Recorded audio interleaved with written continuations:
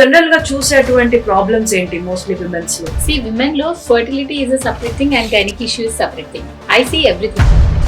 అమ్మాయిల్లో age group ని వయసు problems అనేది ఉంటుంది. ఇప్పుడున్న జనరేషన్ లో ప్రతి ఒక్కరు కూడా మ్యారేజ్ అంటే కొంచెం లేట్ గానే చేసుకుంటున్నారు. దీని వల్ల విమెన్ లో ఈ ప్రెగ్నెన్సీ అంటే కన్సీవ్ అయ్యే ఛాన్సెస్ ఏమైనా తగ్గిపోతున్నాయి అనుకోవచ్చు? అమ్మాయిలకి 30 years లోపు ఉండే pregnancy chance 30 years, but definitely egg count అనేది తగ్గుతుంది, క్వాలిటీ అనేది తగ్గుతుంటుంది.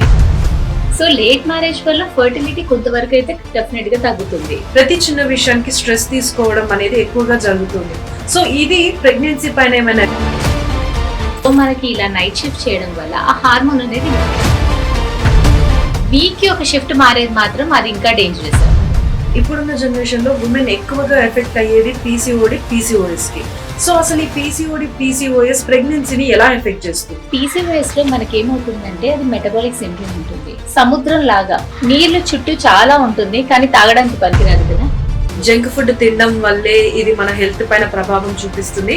ఆర్గానిక్ ఫుడ్ తింటే మేబీ సెటిల్ అయిపోవచ్చు అని కూడా అంటుంటారు మన పెద్దలు. సో ఇందులో ఏమాత్రం నిజం ఉందంటారు? 100% అండి.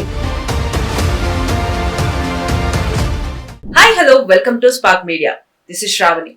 ఇప్పుడున్న జనరేషన్ లో ప్రతి ఒక్కరు కూడా బేసిక్ గా ఫేస్ అయ్యే ప్రాబ్లం ఏంటి అని అంటే ప్రెగ్నెన్సీ. ఇటు అమ్మాయిల్లో అయినా కానీ ఇటు అబ్బాయిలో కానీ ప్రాబ్లం ఉంటే వెంటనే ఐవీఎఫ్ చేయించుకోవాలన్న ఆలోచన వస్తుంది. కానీ ఐవీఎఫ్ లో సక్సెస్ రేట్ అనేది ఎలా ఉంటుందన్న దాని గురించి ఏ మాత్రం ఐడియా లేకుండా ఎవరు అంటే ఎక్స్పీరియన్స్ లేనటువంటి డాక్టర్స్ దగ్గరికి వెళ్ళి ఫెయిల్ అవుతూ ఉంటారు. అసలు ఐవీఎఫ్ అనేది ఎలా జరుగుతుంది, అదే విధంగా ఉమెన్స్ లో వచ్చేటువంటి గైనిక్ ప్రాబ్లమ్స్ కి సొల్యూషన్స్ ఏంటి, వీటన్నిటి గురించి కూడా మాట్లాడడానికి ప్రస్తుతం మనతో పాటు డాక్టర్ పూర్ణిమ బట్టల గారు ఉన్నారు. She is the gynaecologist and specialist in IVF. So తనకి literally 10 to 12 years of experience ఉంది. సో వారు అసలు జనరల్ గా ఎలాంటి ప్రాబ్లమ్స్ ని చూస్తూ ఉంటారు, ఎలాంటి సొల్యూషన్స్ ఇస్తూ ఉంటారు, అదే విధంగా మనకి కూడా ఎలాంటి సొల్యూషన్స్ ఇవ్వబోతున్నారో వారిని అడిగే తెలుసుకుందాం. నమస్తే మ్యామ్. నమస్తే అండి. సో మ్యామ్, జనరల్ గా మీరు 12 years నుంచి ఈ ఐవీఎఫ్ స్పెషలిస్ట్ గా ఉంటున్నారు, మీన్ వైల్ గైనకాలజిస్ట్ కూడా. సో మీరు జనరల్ గా చూసేటువంటి ప్రాబ్లమ్స్ ఏంటి మోస్ట్లీ విమెన్స్ లో? See, women లో fertility is a separate thing and gynec issue is separate thing. I see everything. అమ్మాయిల్లో ఏజ్ గ్రూప్ ని వయసు ప్రాబ్లమ్స్ అనేవి ఉంటుంది. సో అడాల్సెంట్ లో కొన్ని ప్రాబ్లమ్స్ ఉంటుంది, middle age groups and even periods ఆగిపోయిన మెనోపాజల్ ఉమెన్ లో కూడా చాలా ఇష్యూస్ ఉంటాయి. I deal with everything, but my interest is fertility. I'm a senior fertility specialist. Okay. So ma'am, ఇప్పుడున్న జనరేషన్ లో ప్రతి ఒక్కరు కూడా మ్యారేజ్ అంటే కొంచెం లేట్ గానే చేసుకుంటున్నారు. ఎందుకు అని అంటే కెరీర్ సెట్ అవ్వాలని, లేకపోతే ఎడ్యుకేషన్ అని డిఫరెంట్ రీజన్స్ తోటి మ్యారేజ్ అనేది లేట్ చేస్తున్నారు. సో దీని వల్ల విమెన్ లో ఈ ప్రెగ్నెన్సీ అంటే కన్సీవ్ అయ్యే ఛాన్సెస్ ఏమైనా తగ్గిపోతున్నాయి అనుకోవచ్చా? Yes. ఫర్టిలిటీ అనేది మనకి women age is a most deciding factor. ఎందుకంటే అమ్మాయిలకి 30 years లోపు ఉండే ప్రెగ్నెన్సీ ఛాన్స్ 30 years దాటిందంటే చాలా తగ్గుతుంది. That is a bench mark 30 years. Okay. అలా అని చెప్పి 30 years దాటిన వాళ్ళ తర్వాత కన్సీవ్ అవ్వరు అని కాదు, బట్ డెఫినెట్లీ ఎగ్ కౌంట్ అనేది తగ్గుతుంది, క్వాలిటీ అనేది తగ్గుతుంటుంది. ఓకే. సో లేట్ మ్యారేజ్ వల్ల ఫర్టిలిటీ కొంతవరకు అయితే డెఫినెట్ గా తగ్గుతుంది. ఓకే. సో మ్యామ్, అంటే ఇప్పుడున్న జనరేషన్ లో అందరు ఈక్వాలిటీ అని చెప్పి విమెన్ కూడా నైట్ షిఫ్ట్స్ అని, లేదు అని అంటే ప్రతి చిన్న విషయానికి స్ట్రెస్ తీసుకోవడం అనేది ఎక్కువగా జరుగుతుంది. సో ఇది ప్రెగ్నెన్సీ పైన ఏమైనా ఎఫెక్ట్ చూపించే ఛాన్సెస్ ఉన్నాయా?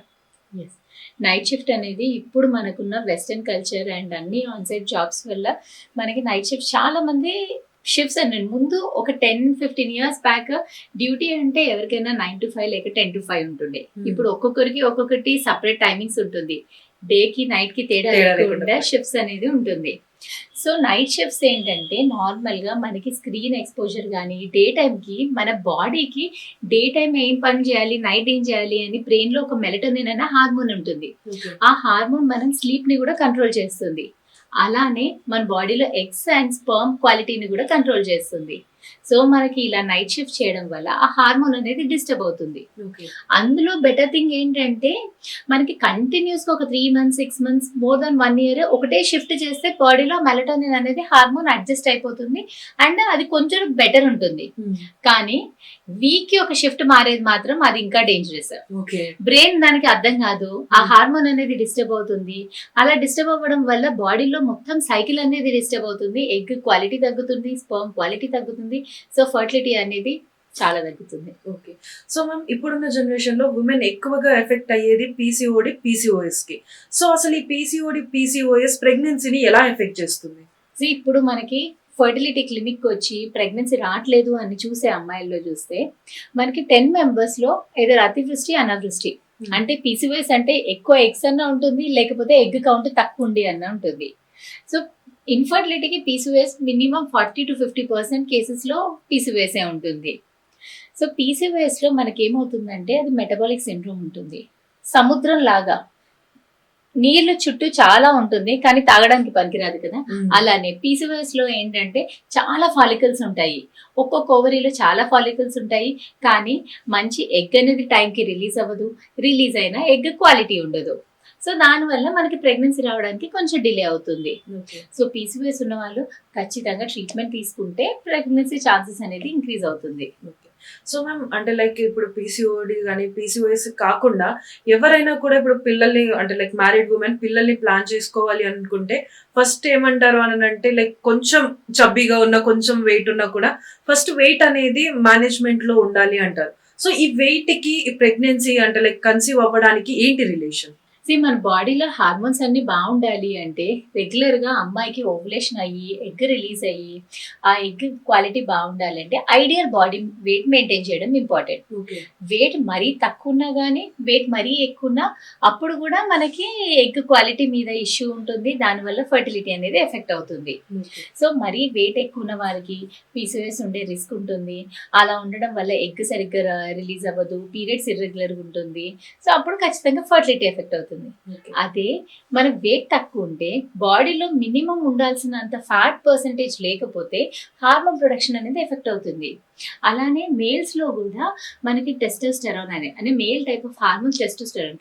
ఆ హార్మోన్ తగ్గిందంటే మనకి స్పర్మ్ ప్రొడక్షన్ తగ్గుతుంది, అల్టిమేట్ గా మనకి కౌంట్స్ అనేది కూడా తగ్గుతుంది. సో ఐడియల్ బాడీ వెయిట్ అంటే బిఎంఐ చూసుకోవాలి మినిమం 20-25 అంటే అట్లీస్ట్ 19-24 ఐడియల్ బాడీ వెయిట్ ఉండాలి. సో అంత బిఎంఐ మెయింటైన్ చేసుకుంటే అంతకన్నా తక్కువ ఉంటే వెయిట్ గెయిన్ అవ్వాలి, అంతకన్నా ఎక్కువ ఉంటే వెయిట్ లాస్ ఉంటే మనకి ఫర్టిలిటీ ఛాన్స్ అనేది ఇంక్రీజ్ అవుతుంది. ఓకే.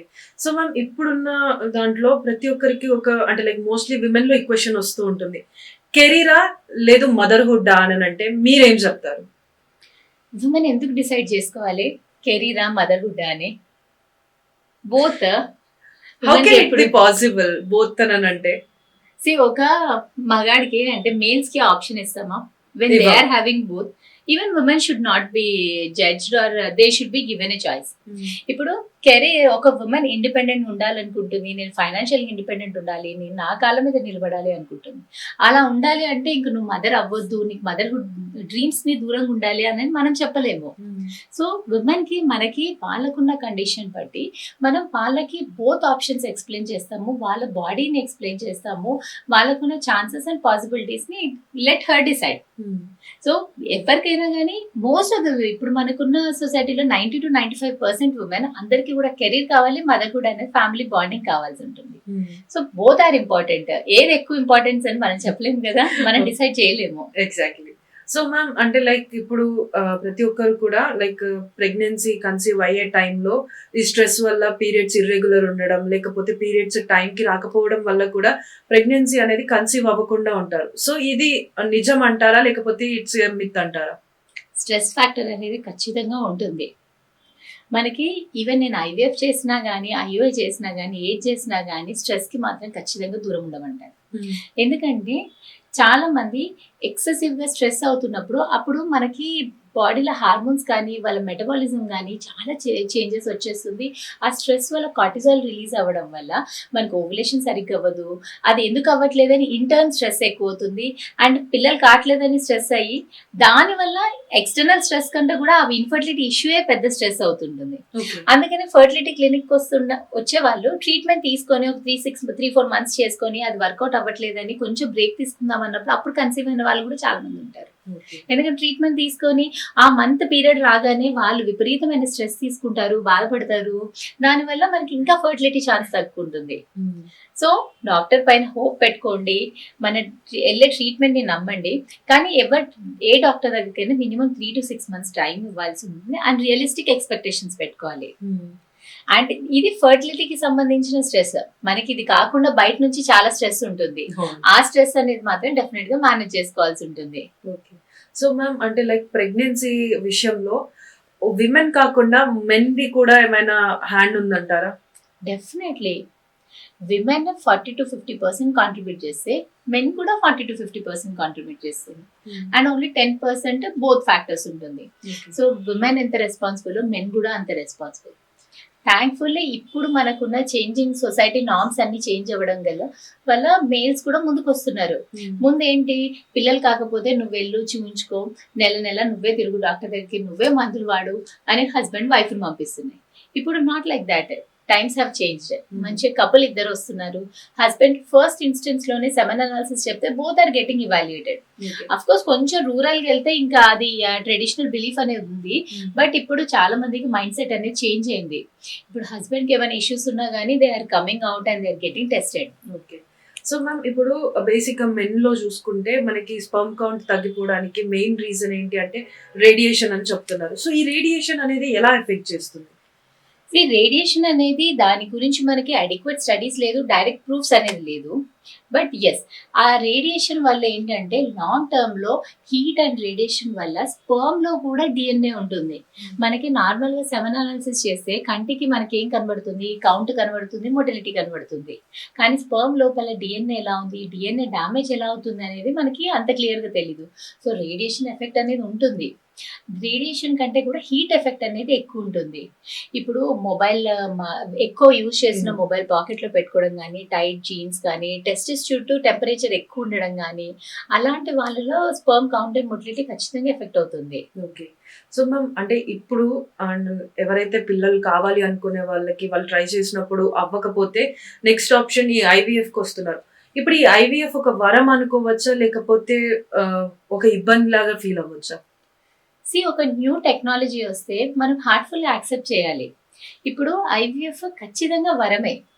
ఎంతో మంది ఇప్పుడు మనం ఉన్న ఇండియాలో మనకి ఒక ఫ్యామిలీ అనేది, కిడ్స్ అనేది దట్ ఈస్ అన్ ఇమోషన్. అదే వెస్టర్న్ కంట్రీస్ లో they are not going to judge, నీకు పిల్లలున్నా లేకపోయినా కానీ దే వోంట్ ఆస్క్. బట్ ఇండియాలో మనం ఒక ట్రెడిషనల్ నార్మ్స్ తోటి మనం కంటిన్యూ అవుతున్నాము. మనకి పిల్లలు ఉంటేనే లైఫ్, మనకి they are our progeny, there are our future అన్నట్టు మనం we're living like that. So మనకి కిడ్స్ లేనప్పుడు ఐవీఎఫ్ అనేది ఖచ్చితంగా వరం. చాలా మందికి కిడ్స్ లేకుండా ఎంత నరకం, like they are suffering so much. అలాంటి వాళ్ళకి సింపుల్ సేఫ్ ప్రొసీజర్ వల్ల మనకి పిల్లలు అవుతుంది. అండ్ ఐవీఎఫ్ లో అందరూ బిలీవ్ చేసినట్టు మదర్ కి ఎటువంటి సైడ్ ఎఫెక్ట్స్ ఉండదు, బేబీస్ హెల్దీగా ఉంటారు. దెన్ దానివల్ల మనకు ఉండే కాంప్లికేషన్ ఏంటి, నథింగ్, అబ్సల్యూట్లీ నిల్. సో ఖచ్చితంగా వరమనే అని చెప్పొచ్చు. సో మ్యామ్ ఐవీఎఫ్ అనేది వరం అని మీరు అంటున్నారు, కాదు బిజినెస్ అని నేను అంటున్నాను. ఎందుకు అంటే రీసెంట్ టైమ్స్ లో మనం ఒక ఇష్యూ చూసాం, శాంపిల్స్ ని మిస్ మ్యాచ్ చేయడం. అంటే ప్రజలకి అవగాహన లేదు అని చెప్పేసి దీన్ని కంప్లీట్ గా బిజినెస్ గా మారుస్తున్నారు. దీని గురించి మీరేమంటారు? ఇప్పుడు మనకి ఒక కొత్త టెక్నాలజీ వస్తే దాన్ని మిస్యూజ్ చేయడానికి చాలా మంది రెడీగా ఉన్నారు. అది మనకి ఇప్పుడు అయిన ఇన్సిడెంట్ అనేది దట్ ఈస్ వెరీ పెయిన్ఫుల్. అది ఎవరికి జరగద్దు, ఎటువంటి కపుల్ కి అవ్వద్దు. అది మనకు అయి ఉంటే మాత్రం దాన్ని ఊహించుకోవడం కూడా చాలా కష్టంగా ఉంది. I can understand the pain the couples are going through. అక్కడ ట్రీట్మెంట్ అయిన వాళ్ళకి ఇప్పుడు ఐవీఎఫ్ సెంటర్ కి వచ్చేస్తే చాలా ట్రస్ట్ పెట్టుకొని, ఇంకా ఒక డాక్టర్ ని, ఫర్టిలిటీ స్పెషలిస్ట్ ని దే కంపేర్, ఒకసారి పాజిటివ్ వస్తే మమ్మల్ని దేవుడితో పోల్చి వాళ్ళు అంత సంతోషపడతారు. అంటే అంత నమ్మకం పెట్టుకొని వస్తారు. సో యాజ్ ఎ డాక్టర్ అది మా బాధ్యత ఆ నమ్మకం పోగొట్టుకోకుండా ఉండడానికి. కానీ ఇప్పుడు అయిన ఇష్యూని చూస్తే మెయిన్ ఏంటంటే, ఎప్పుడైనా ట్రీట్మెంట్కి వస్తే మనం కూడా మన బ్యాక్గ్రౌండ్ వర్క్ అనేది చేయాల్సి ఉంటుంది. మనం ఏ డాక్టర్ దగ్గరికి వెళ్తున్నామో doctor qualification, experience and prior work కానీ అది చూసుకోవాల్సి ఉంటుంది. అండ్ సెంటర్ కూడా మన పర్టికులర్ ఫర్టిలిటీ సెంటర్ కానీ రికగ్నైజ్డా, దానికి ఉన్న సర్టిఫికెట్స్ అండ్ ఏఐటి రెగ్యులేషన్స్ ప్రకారం అన్ని నార్మ్స్ ఫాలో అవుతుందా లేదా అని ఖచ్చితంగా చెక్ చేసుకోవాలి. And most of the centres మనకి ఇప్పుడు హైదరాబాద్ లో ఒక 100-150 సెంటర్స్ ఉంటుంది. అందులో ఏదో ఒక సెంటర్ అలా చేసి ఉంటారు, కానీ మోస్ట్ ఆఫ్ ద సెంటర్స్ మాత్రం రెగ్యులేషన్స్ ప్రకారమే ఫాలో అవుతారు. సో దానివల్ల మనకి ఇప్పుడు వందల మంది, ఇప్పుడు ప్రపంచం మొత్తంలో millions are children's are born through IVF. So అది ఐవీఎఫ్ పద్ధతి లేకపోతే otherwise that wouldn't have happened. So మనకి కొన్ని నెగిటివ్ ఇన్సిడెన్సెస్ ఉన్నాయి, నెగిటివ్ థింగ్స్ మనం ఏది చూస్తే ఎక్కడ ఉండలేదు మనం లేదు అని చెప్పలేము, బట్ డెఫినెట్లీ అది పూననే అంటాను నేనైతే. సో మ్యామ్ అంటే ఇప్పుడు జనరల్ గా ఇన్ఫర్టిలిటీ ఉన్నప్పుడు మెయిన్ గా అనేది ఏంటంటే మన ఫుడ్ హ్యాబిట్స్. జంక్ ఫుడ్ తినడం వల్లే ఇది మన హెల్త్ పైన ప్రభావం చూపిస్తుంది. ఆర్గానిక్ ఫుడ్ తింటే మేబీ సెటిల్ అయిపోవచ్చు అని కూడా అంటుంటారు మన పెద్దలు. సో ఇందులో ఏమాత్రం నిజం ఉందంటారు? 100% అండి. మనకి ఇప్పుడు ముందు కంటే ఇన్ఫర్టిలిటీ సమస్యలు almost 2 times or 3 times increase అయింది. అదెందుకు? ఖచ్చితంగా ఫాల్టీ ఫుడ్ హ్యాబిట్స్ వల్లనే. ఇప్పుడు జంక్ ఫుడ్ అనేది ఉండదు. ఉంటే ఏదైనా ఫుడ్ ఉంటుంది, లేకపోతే జంక్ ఉంటుంది. సో జంక్ ఎక్కువ తినడం వల్ల ముందు ఇంత యాక్సెసిబిలిటీ ఉండకపోతుండే, ఇంత రీటైల్ స్టోర్స్ లేకపోతుండే, ఈ స్విగ్గీ జొమాటోలు ఇన్ని లేకుండే. సో జంక్ ఫుడ్ అనేది చాలా తక్కువ ఉంటుండే. ఇప్పుడు మనకి ఆ కన్సెప్షన్ ఎక్కువ ఉండేసరికి చాలా మందికి ఒబెసిటీ, ఓవర్ వెయిట్ ఉంటున్నారు, పీసీఓఎస్ ఎక్కువ అవుతుంది. అండ్ ఆల్సో హార్మోనల్ ఇంబ్యాలెన్స్, ఆ ఫుడ్ లో ఉన్న ప్రిజర్వేటివ్స్ కానీ ప్రాసెస్డ్ ఫుడ్ వల్ల కూడా ఇవన్నీ ఇష్యూస్ వల్ల ఖచ్చితంగా ఫర్టిలిటీ ఇంక్రీజ్ అవుతుంది.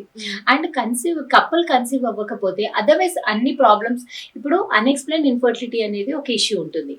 అంటే విమెన్ కి స్కాన్ చేస్తే ఎగ్స్ కౌంట్ బాగుంటుంది, యూట్రస్ బాగుంటుంది, 2 sides ట్యూబ్ చెక్ చేస్తే బాగుంటుంది, హస్బెండ్ సెమన్ అనాలిసిస్ బాగుంటుంది. అయినా అన్ని పద్ధతులు ట్రై చేసినా కన్సీవ్ అవ్వరు. సో దానికి కారణాలు ఏంటంటే మనకి కంటికి కనబడని ఎగ్ క్వాలిటీ, స్పర్మ్ క్వాలిటీ ఉండొచ్చు. అలాంటి కండిషన్స్ లో ఒక ఆప్షన్ అనేది ఐవీఎఫ్ ఆప్షన్ ఉంది. బట్ ఐవీఎఫ్ లో కూడా సక్సెస్ రేట్ బాగుండాలి అంటే వాళ్ళ ఎగ్స్ వాళ్ళ స్పర్మ్సే కదా. సో ఆ ఎగ్ స్పర్మ్ క్వాలిటీ ఇంప్రూవ్ చేయడం చాలా ఇంపార్టెంట్. సో అలాంటి కేసెస్ లో అందరికీ ఐవీఎఫ్ పుష్ చేయడం కంటే న్యాచురల్ గా మనకి హెల్దీ హ్యాబిట్స్, ఫస్ట్ థింగ్ అనేది డైట్ హ్యాబిట్స్ కానీ, వెయిట్ ఐడియల్ మేనేజ్ చేసుకోవడం అండ్ ఎక్సర్సైజ్, ఇవి చేయడం వల్ల మనకి న్యాచురల్ గా కన్సీవ్ అయ్యే ఛాన్సెస్ కూడా ఇంక్రీజ్ అవుతుంది. ఓకే. సో మ్యామ్ బేసిక్ గా ఇప్పుడు అంటే లైక్ ఫాదర్ ఎవరైతే ఉంటారో తనకి స్మోకింగ్ అని, ఆల్కహాల్ హ్యాబిచుయేటెడ్ అయితే ఇది కూడా ప్రెగ్నెన్సీ పైన ఎఫెక్ట్ చూపించే అవకాశం ఉందా? 100%. ఆల్కహాల్ కొంతవరకు సోషల్ డ్రింకింగ్ అనేది ఇప్పుడు నార్మల్ అవుతుంది, అది సోషలైజ్ అయిపోయింది, నార్మల్ అయిపోయింది. కానీ స్మోకింగ్ కనుక mother or father, to be mother are to be father smoking కనుక అలవాటు ఉందంటే మాత్రం ఇమ్మీడియట్ గా స్టాప్ చేయాల్సి ఉంటుంది. ఫాదర్ లో స్మోకింగ్ వల్ల డిఎన్ఏ డ్యామేజ్ ఉంటుంది. అలాంటి వాళ్ళకు కన్సీవ్ అవ్వరు. కన్సీవ్ అయినా మిస్కారేజ్ రిస్క్ అనేది ఎక్కువ ఉంటుంది.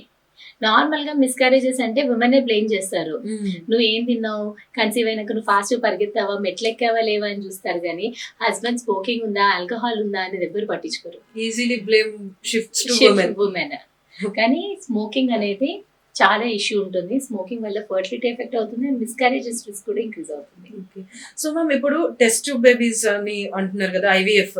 సో వాళ్ళందరూ కూడా ఇప్పుడు నార్మల్ గా మనకి ఏదైతే నార్మల్ వేలో కన్సీవ్ అయినటువంటి డెలివరీ అయిన బేబీస్ ఉంటారు కదా, సో వాళ్ళకి సిమిలర్ గానే ఉంటారా, లేకపోతే వీళ్ళు అంటే ఐవీఎఫ్ నుంచి వచ్చిన బేబీస్ లో ఏమైనా డిఫరెన్సెస్ ఉంటుందా?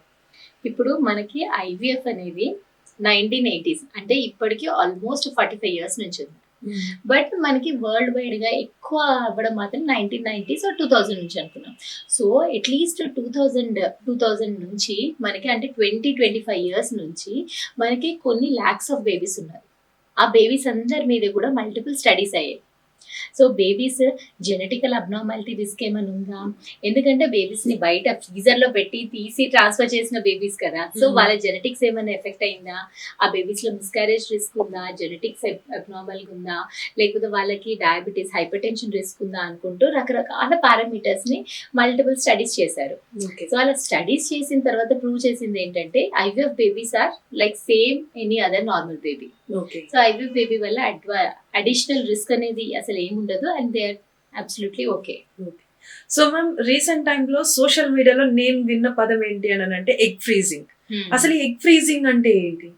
ఎగ్ ఫ్రీజింగ్ అంటే నువ్వు మనీ ఎర్న్ చేస్తావు, నీకు ఎక్సెస్ మనీ నువ్వు ఏం చేస్తావు, ఇన్వెస్ట్ చేస్తావు.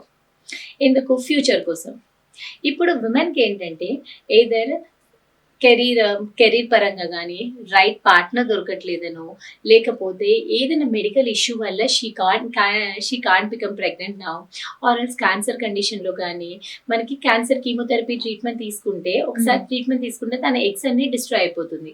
సో అందుకని ట్రీట్మెంట్ స్టార్ట్ చేసే ముందు కానీ ఇలాంటి కొన్ని కండిషన్స్లో విమెన్ ఏంటంటే తన ఎగ్స్ని సేవ్ చేసుకునే procedure is egg freezing. Okay. So egg freezing వల్ల మనకి అడ్వాంటేజెస్ ఏంటంటే మనకి రైట్ పార్ట్నర్ దొరకకపోయినా మనకి మ్యారేజ్ గోల్స్ అనేది పోస్ట్పోన్ చేసుకోవాలనుకుంటే ఇప్పుడు 35 years తర్వాతనే నేను మ్యారేజ్ చేసుకుంటాను, లేకపోతే నేను సర్టెన్ కెరీర్ తర్వాతనే చేసుకుందాం అనుకునే వాళ్ళకి ఉమెన్ ఏజ్ అనేది మనకి చాలా డిపెండెంట్ ఫ్యాక్టర్ ఉంటుంది. సో 35 years అయిపోయిన తర్వాత ఎగ్స్ అన్నీ అయిపోయాక అప్పుడు ఫర్టిలిటీ ఛాన్స్ కూడా తగ్గుతుంది. సో 30 years లోపు ఆర్ ఎర్లీ 30s లోనే విమెన్ ఏంటంటే తన ఎగ్స్ ఫ్రీజ్ చేసుకోవడం వల్ల 35 years ఆర్ 38 years అప్పుడు కూడా 30 years లో ఉండే ఫర్టిలిటీ ఛాన్స్ అప్పుడు ఉంటుంది. ఓకే. సో అంటే అంటే ఫ్రీజ్ చేసిన ఎగ్స్ ని ఒకవేళ ఐవీఎఫ్ చేయాలి అని అనుకుంటే ప్రాసెస్ ఎలా ఉంటుంది? మనకి ఎగ్ ఫ్రీజింగ్ అనేది కూడా ఐవీఎఫ్ ప్రాసెస్ లానే ఉంటుంది. It is only 50% of the process. Okay.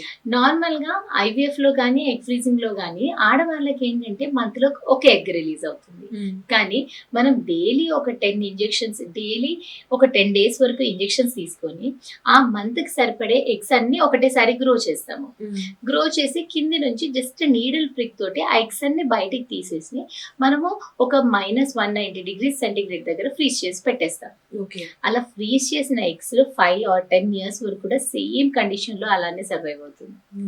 So once ఈ ప్లాన్ ప్రెగ్నెన్సీ కానీ వాళ్ళకి కెరీర్ లో సెటిల్ అయ్యారు, వాళ్ళు ఇప్పుడు నేను ఐఎమ్ రెడీ అన్నప్పుడు ఆ ఎగ్స్ తీసి వాళ్ళ పార్ట్నర్ స్పర్మ్స్ తీసుకొని ఇంజెక్ట్ చేసి ఎంబ్రియోస్ తయారు చేసి అమ్మాయి గర్భసంచిలో వేస్తాం. Okay. So that is the process.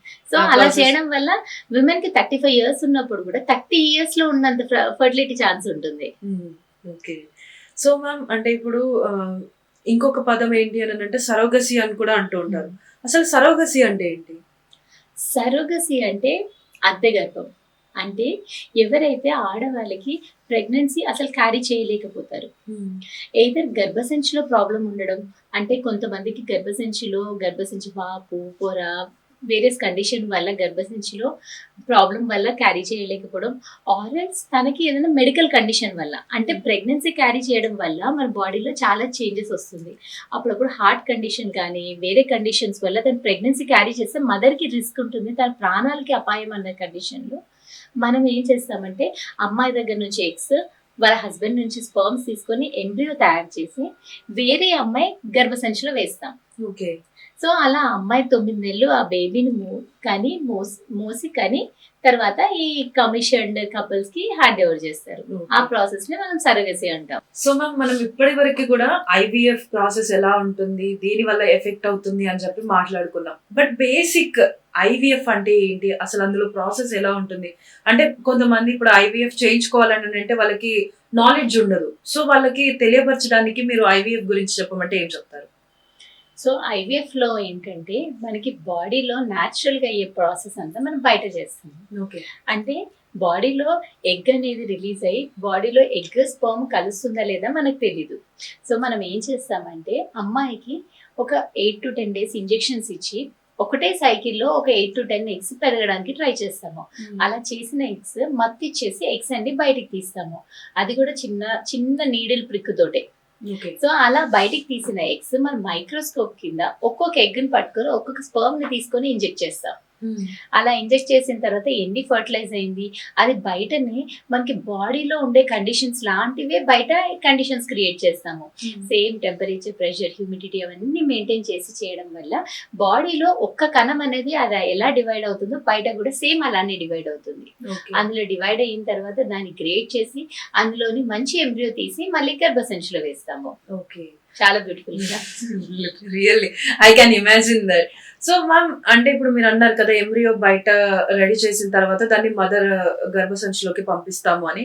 So నాకు ఒక క్యూరియాసిటీ వచ్చింది ఏంటి అని అంటే ఇప్పుడు మనం క్లాత్స్ అంటే మనకి నచ్చిన వేలో కస్టమైజ్ చేయించుకుంటాం కదా, అలానే బేబీస్ ని కూడా కస్టమైజ్ చేసుకోవచ్చా? ఇంతే క్యూరియాసిటీ సైంటిస్ట్ లో కూడా వచ్చింది. వాళ్ళు కూడా ట్రై చేశారు కానీ గవర్నమెంట్స్ వద్దన్నారు. మనకి ఏంటంటే ఎంబ్రియోస్ బయటకు చూస్తాం కనుక మనకి దాంట్లో ఎంబ్రియో జెనెటికల్ గా జన్యుపరంగా బాగుందా లేదా అని అక్కడ వరకు తెలుసుకోవచ్చు మనము. ఇప్పుడు మనకి 5th day ఎంబ్రియోలో మనకి ఒక 100-150 cells ఉంటే అందులో 4-5 cells కణాలు తీసి, అది ఒక్క కణం మన కంటికి కూడా కనబడదు, అలాంటి 5-6 కణాలు తీసి దాంట్లోని జెనెటిక్ మెటీరియల్ టెస్ట్ చేసి ఆ ఎంబ్రియో జెనెటికల్ గా బాగుందా లేదా అనేది మనం తెలుసుకోవచ్చు. అక్కడ వరకు మనకి ఆ టెక్నాలజీ ఉంది. అండ్ ఇంకో కేసులో మనకి ఫ్యామిలీస్లో జన్యుపరమైన డిసీజెస్ ఉంటాయి. అప్పుడు కూడా మనం ఐవీఎఫ్ చేసి ఆ పర్టికులర్ ఎంబ్రియోలో ఇప్పుడు ఫ్యామిలీలో డిసీజెస్ ఉంటే ఒక బాబుకి ఆ డిసీజ్ వస్తుంది, ఒక పాపకి రాదు. సో మనకి ఏ ఎంబ్రియోలో ఆ కండిషన్ ఉంది అని తెలుసుకొని మంచిగా ఉన్న ఎంబ్రియో ట్రాన్స్ఫర్ చేయడం వల్ల బేబీకి ఆ డిసీజ్ అనేది ముందు జనరేషన్స్ వెళ్లకుండా ఆపగలుగుతాం. అక్కడ వరకు అయితే మనకి allowed and it is legal permitted. కానీ మనకి డిజైనర్ బేబీస్ అనే కాన్సెప్ట్ అయితే ఉంది. ఆ డిజైనర్ బేబీస్ లో మనకి ఏంటంటే ఇప్పుడు ఫాల్టీ జీన్ ఉందంటే క్రిస్పర్ టెక్నాలజీ ద్వారా ఆ డిఎన్ఏ మనకి ఇప్పుడు జబ్బులు ఎలా వస్తుంది, డిఎన్ఏ ఒక్క డిఎన్ఏ బదులు ఇంకో డిఎన్ఏ మిస్ మ్యాచ్ అయినా కానీ క్రోమోసోమ్ కొంచెం ఇంటర్చేంజ్ అవుతే మనకి ఇలా కండిషన్స్ ఉంటుంది. సో దానికి ఏం చేస్తామంటే క్రిస్పర్ టెక్నాలజీ సీజర్ తోటి ఇక్కడ మీరు చెప్పినట్టే బట్టలు ఇక్కడ కట్ చేసి ఇక్కడ అతకబెట్టినట్టు ఆ టెక్నాలజీ ద్వారా ఆ అబ్నార్మల్ జీన్ కట్ చేసి రిమూవ్ చేయడం వల్ల మనకి ఎంబ్రియో బాగుంటుంది. So but still it is experimental and selective గా మనకి బాడీ ఎక్స్టర్నల్ పారామీటర్స్ కోసం కానీ హైటో వెయిటో లేకపోతే కలర్ ఇంటెలిజెన్స్ కి మాత్రం ఇవన్నీ స్టడీస్ అవుతున్నాయి. But no country is giving permission. అది అలా ఉందంటే మనకి మానవ జాతికి కూడా చాలా థ్రెట్ ఉంటుంది. లైక్ అందరూ సెలెక్టెడ్ బేబీస్ మాత్రమే తీసుకుంటారు. ఓకే, సో మ్యామ్ ఇందాక మనం మాట్లాడుకున్నాం ఎగ్ ఫ్రీజింగ్ అనేది. సో ఎగ్ ఫ్రీజింగ్ అనేది మనకి అంటే లైక్ ఫ్యూచర్ అడ్వాన్స్మెంట్ అనుకోవచ్చా లేకపోతే వేస్ట్ ఆఫ్ టైం అనుకోవచ్చా? Definitely advantage. It is a luxury. If you can afford it, it is always best. But అందరికి కంపల్సరీ చేయించుకోవాలి. ఇప్పుడు విమెన్ మీరు కెరీర్కి వెళ్తే కంపల్సరీ ఎగ్ ఫ్రీజింగ్కి వెళ్ళాలి అని కాదు. యాజ్ ఎ ఫర్టిలిటీ స్పెషలిస్ట్ నేనేం అడ్వైస్ చేస్తా అంటే మీరు 30 years దాటిన తర్వాత if you are still planning to postpone your marriage, నేను 35 years తర్వాత నేను ప్లాన్ చేసుకుంటాను అంటే మీట్ ఎ ఫర్టిలిటీ స్పెషలిస్ట్. మీ ఎగ్ రిజర్వ్ ఎలా ఉంది, మీ కండిషన్ ఎలా ఉంది చెక్ చేసుకోండి. మీ రిజర్వ్ అంతా బాగుంది అంటే యూ కెన్ స్టే రిలాక్స్డ్. లేదు అంటే మీకు ఎగ్ కౌంట్ తక్కువ ఉంది, ఆల్రెడీ కొంచెం కాంప్రమైజ్ ఉంది and after 3 to 4 years down the line ఇంకా కౌంట్ తగ్గుతుంది అన్నప్పుడు egg freezing is an option for you. లేదు నేను 30 to 33కి నేను ఇలాగో if you am planning to marriage that is fine. It is always a luxury with a harmless luxury. మీకు effort చేయగలుగుతుంది, that is always the best option for you. So ma'am ఇప్పుడు basic గా infertility అని అంటే first blame వచ్చేది women పైన. So ఎందుకు ఇలా జరుగుతూ ఉంటుంది ప్రతిసారి? ఎందుకు మెనీ రీజన్ గా ఎందుకు తీసుకోరు? ఎందుకంటే ఒకసారి కన్సీవ్ అయిపోతే మెన్ పార్టే లేదు అనుకొని మనం ట్రెడిషనల్ గా బిలీవ్ చేసింది అది. ఎందుకు ప్రెగ్నెన్సీ అనేది అమ్మ పొట్టలో ఉంటుంది. సో మిస్క్యారేజ్ అయితే అమ్మ తప్పు అంతే. తను ఏదైనా తిందేమో లేకపోతే ఏదైనా పని చేసింది, బరువులు ఎత్తింది, మెట్లు ఎక్కింది, లేక బయటికి వెళ్ళింది, ఏదైనా కారణం ఉన్నా కానీ విమెన్ని బ్లేమ్ చేయడం మనకు అలవాటు అయిపోయింది. కానీ మిస్క్యారేజెస్ కి 70 to 80% కారణం ఏంటి? ఎంబ్రియో అనేది జన్యుపరంగా అబ్నార్మల్గా ఉండడం.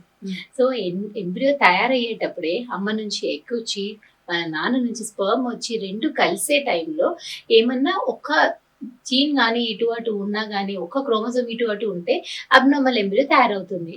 అలాంటి ఎంబ్రియో అతుక్కుందంటే హార్డ్లీ 2-3 నెలల కంటే ఎక్కువ పెరగక లోపల హార్ట్ బీట్ అయిపోతుంది.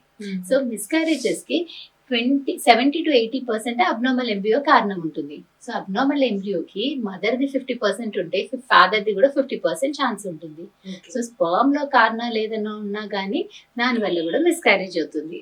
సో మిస్క్యారేజ్ అయ్యింది అంటే 100% అమ్మాయిదే కాదు, 50% వాళ్ళ ఫాదర్ అంటే మేల్ నుంచి కూడా రెస్పాన్సిబుల్ ఉంటారు. సో మ్యామ్ ఇప్పుడు మనకి అంటే లైక్ ఏ చిన్న ఇష్యూ హెల్త్ ఇష్యూ ఉన్నా కానీ బేసిక్ గా మనం ఏంటి అంటే ఫస్ట్ హోమ్ రెమెడీస్ అనేవి ట్రై చేస్తూ ఉంటాం. సో మనకి ఫర్టిలిటీ అనేది ఇంక్రీజ్ అవ్వడం కోసం హోమ్ రెమెడీస్ ఏమైనా ఉన్నాయా? ఫర్టిలిటీ ఫస్ట్ ఏంటంటే అన్నిటికీ ఇంటి చిట్కాలు పనికిరావు. అసలు ఫర్టిలిటీకి కారణం ఏంటో తెలుసుకోవడం ఇంపార్టెంట్. ఇప్పుడు 25 years కి ఆమెకి ప్రెగ్నెన్సీ రావట్లేదు అని నేను ఇంట్లో మంచి హెల్తీగా తినేసి ఉంటాను అంటే అప్పుడప్పుడు అది వర్కౌట్ అవ్వదు. ఎందుకంటే ఆ అమ్మాయికి ట్యూబ్స్ లో ప్రాబ్లం ఉండొచ్చు.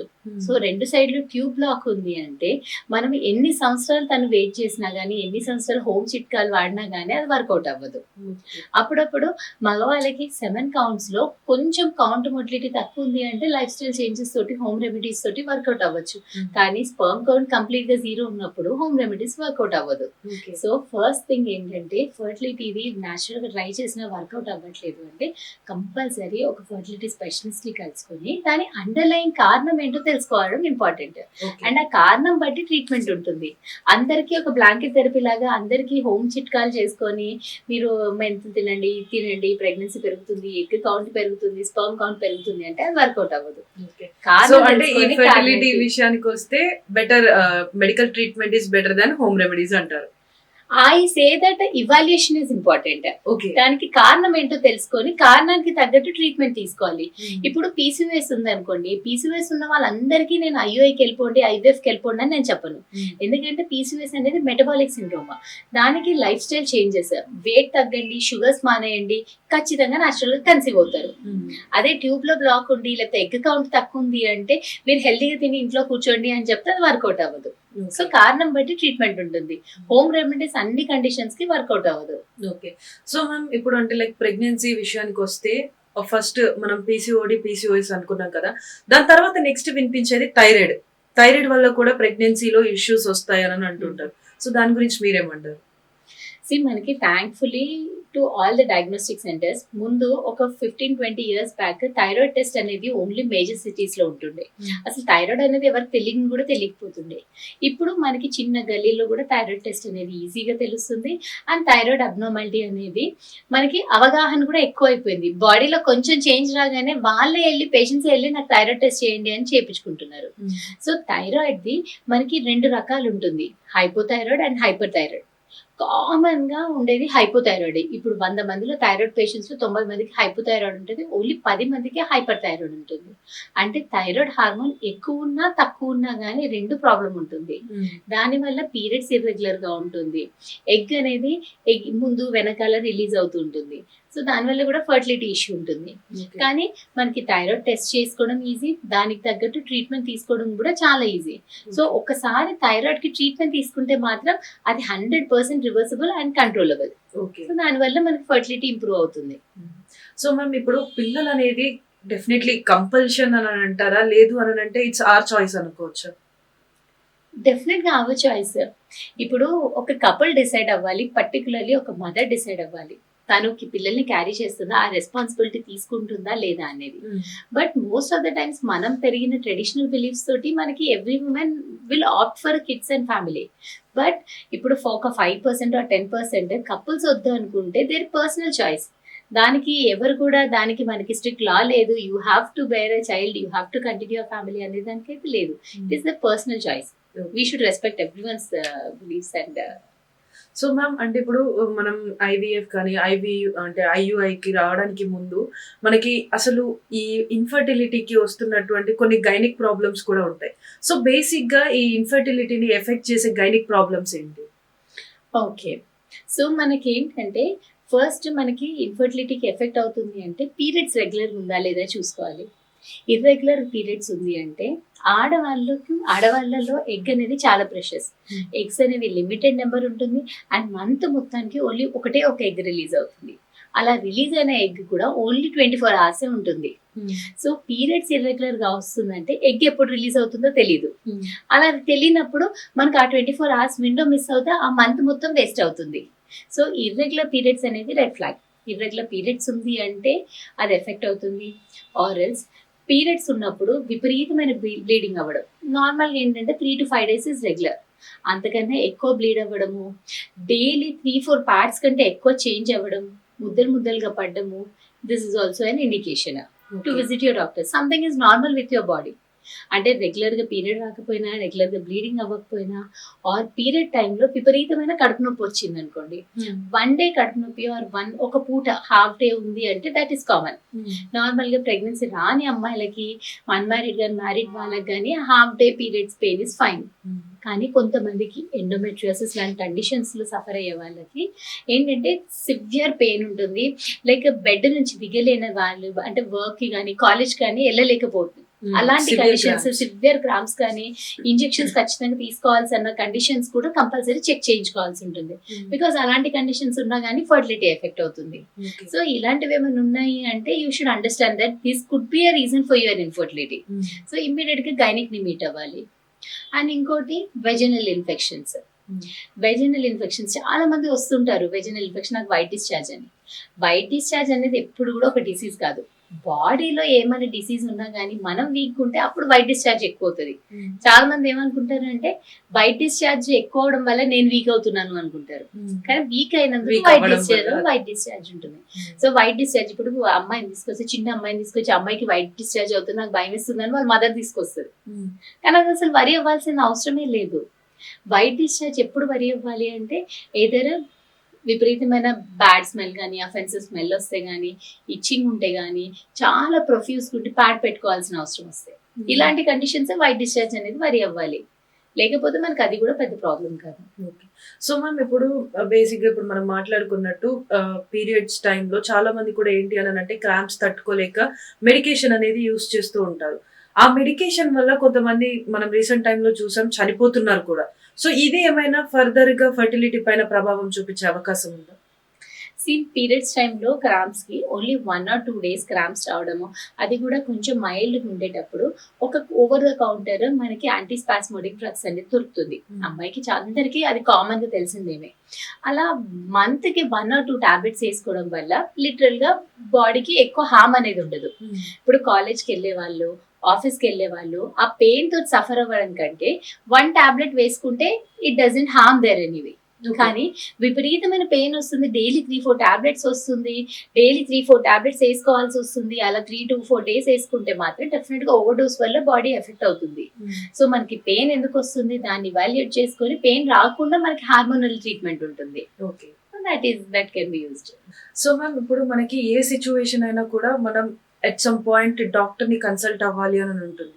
సో ఈ ఐవీఎఫ్ కి వచ్చేసరికి అంటే ఏ టైంలో మనం డాక్టర్ ని కన్సల్ట్ అయితే బెటర్ అంటారు? సో ఐవీఎఫ్ అనే కాదు, ఫస్ట్ ఫర్టిలిటీకి బేసిక్ ఇవాల్యుయేషన్ ఎప్పుడు అవ్వాలో డిస్కస్ చేద్దాం. ఫస్ట్ ఏంటంటే నార్మల్గా 10 members or 100 members లో 80% ఆఫ్ ద కపుల్ న్యాచురల్ గా ట్రై చేస్తూ రెగ్యులర్ పీరియడ్స్ ఉండి వేరే ఇష్యూస్ ఏం లేకపోతే 80% వాళ్ళు కన్సీవ్ అవుతారు. అండ్ సెకండ్ ఇయర్ లో ఆ 20లో కూడా ఒక 10% వాళ్ళు కన్సీవ్ అవుతారు. సో 2 years తర్వాత కూడా వాళ్ళు రెగ్యులర్ గా న్యాచురల్ గా అంటే 4 to 5 days ఇంటర్కోర్స్ తోటి కూడా కన్సీవ్ అవ్వని వాళ్ళే మనం ఇన్ఫర్టిలిటీ పేషెంట్స్ అంటాము. సో ఎవరైనా కానీ అమ్మాయి ఏజ్ 35 years లోపు ఉంది, వాళ్ళు 1 year వరకు న్యాచురల్ గా ట్రై చేసినా వర్కౌట్ అవ్వట్లేదు అంటే then it is the time you meet a fertility specialist. అంటే 12 months లో ట్రై చేసినా వర్కౌట్ అవ్వలేదంటే ఖచ్చితంగా ఏదో ప్రాబ్లం ఉంది. సో ప్రాబ్లం ఏంటో తెలుసుకొని దాని మీద ఇవాల్యుయేట్ చేయడం ఇంపార్టెంట్. అదే అమ్మాయి ఏజ్ 35 years దాటింది అనుకోండి, మనకు 1 year అంత లగ్జరీ ఉండదు. ఎందుకంటే మనకు తెలుసు ఎగ్ కౌంట్ తక్కువ ఉంటుంది, క్వాలిటీ తక్కువ ఉంటుంది. ఇంకో ఇయర్ వెయిట్ చేసామంటే ఆమె ఏజ్ 36 years అవుతుంది, ఇంకా కౌంట్ తగ్గుతుంది. సో మ్యారేజ్ 35 years దాటిన తర్వాత ఒక 6 months వరకు ట్రై చేసి అప్పుడు రాకపోతే కంపల్సరీ ఫర్టిలిటీ స్పెషలిస్ట్ ని కలవాలి. సో ఫర్టిలిటీ స్పెషలిస్ట్ అనగానే అందరికి ఐవీఎఫ్ చేయం మేము. సో వాళ్ళకి ఏంటి ప్రాబ్లం ఉంది, ఎందుకు కన్సీవ్ అవ్వట్లేదు ఇవాల్యుయేట్ చేస్తాము. చాలా మందికి న్యాచురల్ గా ట్రై చేస్తే న్యాచురల్ గానే కన్సీవ్ అవుతారు. ఇప్పుడు ఇర్రెగ్యులర్ సైకిల్స్ ఉండి, కొంతమందికి పీసీఓఎస్ ఉండి, లేకపోతే ఇప్పుడు నార్మల్ గా ఐటీ కపుల్స్ కానీ వాళ్ళకి ఎప్పుడు ట్రై చేయాలో కూడా తెలియకుండా ఓవులేషన్ మిస్ అయ్యి కూడా చాలా మందికి ఇంటర్కోర్స్ ఫ్రీక్వెన్సీ తగ్గి కూడా కన్సీవ్ అవ్వట్లేదు. ఎందుకంటే ముందు అంటే ఇంత స్ట్రెస్ ఇంత వర్క్ లేకుండే, they use to have adequate time. So weekly 4 to 5 times try చేస్తుండే. ఇప్పుడు ఆ ఓవులేషన్ పీరియడ్ అనేది ఆ 1 day మిస్ అవుతే కూడా మనకి ఫర్టిలిటీ ఛాన్సెస్ అనేది తగ్గుతుంది. సో మనకి న్యాచురల్ గా ట్రై చేస్తాము. ఫస్ట్ అన్ని బాగున్నాయంటే 3 to 6 months న్యాచురల్ గా ట్రై చేస్తాము. అప్పుడు వర్కౌట్ అవ్వకపోతే మనం ముందుకు వెళ్తాము.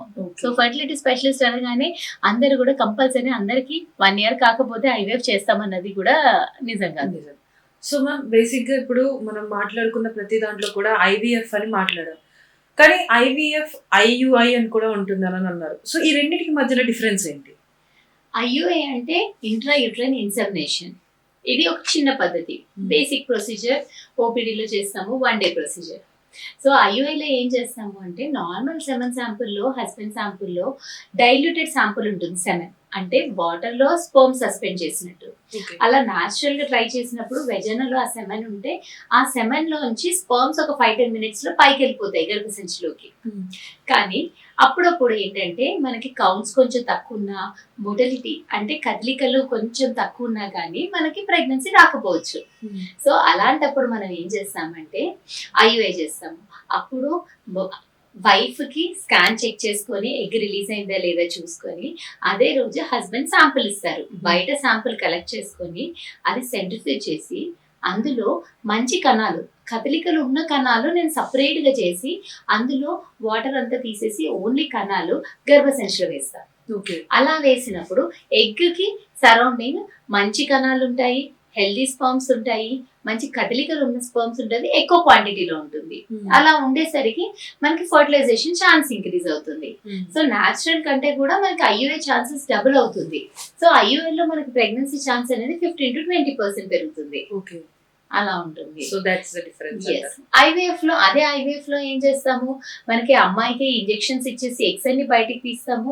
ఒక్కొక్క స్పర్మ్ ని ఒక్కొక్క ఎగ్ ని కలిపి మనం మాన్యువల్ గా ఫర్టిలైజ్ చేసి ఎంబ్రియోస్ బయటనే తయారు చేసి ఒక 5 days వరకు ఎంబ్రియోస్ బయట పెట్టేసి అలా తయారైన ఎంబ్రియోస్ ని మనం గర్భసంచిలో వేస్తాము. సో ఐవీఎఫ్ అనేది కొంచెం time taking procedure, TDS procedure and దాంట్లో కొంచెం కాస్ట్ అనేది ఇన్వాల్వ్ అయి ఉంటుంది. అలాగే సక్సెస్ రేట్ కూడా దాంట్లో ఎక్కువ ఉంటుంది. It is close to 60 to 80%. ఎందుకంటే ఐయుఐలో న్యాచురల్ గా బాడీలో ప్రాసెస్ అవుతుందో లేదో తెలియదు. మనము ఎగ్ దగ్గరికి స్పామ్ తీసుకెళ్లగలుగుతున్నాము, కానీ ఫర్టిలైజేషన్ అవుతుందో లేదో అవన్నీ తెలియదు.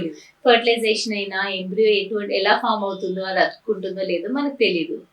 కానీ ఐవీఎఫ్ లో మనం ఏంటంటే ఆ ఫర్టిలైజేషన్ మనమే చేస్తున్నాము, ఎంబ్రియోస్ మనమే తయారు చేస్తున్నాము. తయారైన ఎంబ్రియోస్ లో కూడా మంచి ఎంబ్రియోస్ ని ఎక్స్టర్నల్ గా చూసి ఆ గ్రేడింగ్ ని బట్టి మంచి ఎంబ్రియోస్ తీసుకొచ్చి ట్రాన్స్ఫర్ చేస్తున్నాము.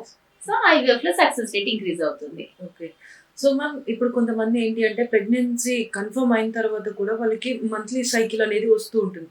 సో ఆ సిచ్యువేషన్ లో మనం పానిక్ అయ్యి డాక్టర్స్ దగ్గరికి వెళ్ళడం బెటర్ అంటారా? లేదు అని అంటే ఇది కామన్ గా జరిగేదే అనుకోవచ్చు. ప్రెగ్నెన్సీ కన్ఫర్మ్ అయిన తర్వాత నార్మల్ సైకిల్ కాదు.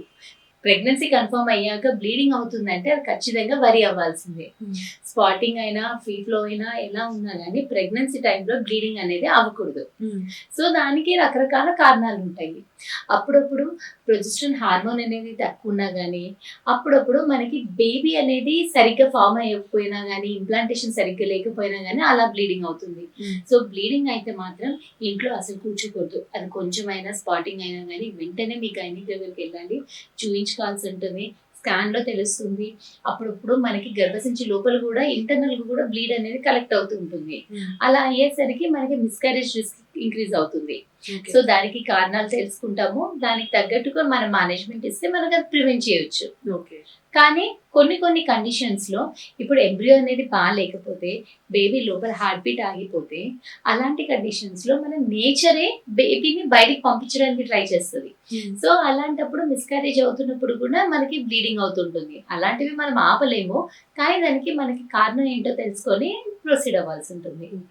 సో మ్యామ్, అంటే లైక్ ఇప్పుడున్న జనరేషన్ లో చూస్తే చిన్న ఏజ్ లోనే పిల్లలు అనేది మెచ్యూర్ అవుతున్నారు. సో దానికి బేసిక్ రీజన్ ఏంటి అని అంటే ఎక్కువగా డైరీ ప్రోడక్ట్స్ కానీ, లేకపోతే ఎగ్స్, ఇప్పుడున్నటువంటి ఎగ్స్ కి అంటే లైక్ మెచ్యూరిటీ రాకుండా ముందే హెన్స్ కి ఇంజెక్షన్స్ ఇవ్వడం వల్ల ఆ హార్మోనల్ చేంజ్ మన బాడీలోకి వస్తుంది అని అంటారు. ఇది నిజం అంటారా, మిత్ అంటారా? మిత్తే అండి. ఇప్పుడు మనకి ఇంజెక్షన్స్ ఇవ్వాలి, చికెన్ కి వాల్యూమ్ పెరగాలంటే ఇంజెక్షన్స్ ఇవ్వాలంటే ఆ గ్రోత్ హార్మోన్స్, ఆ ఇంజెక్షన్స్ కాస్టే ఎక్కువ ఉంటుంది.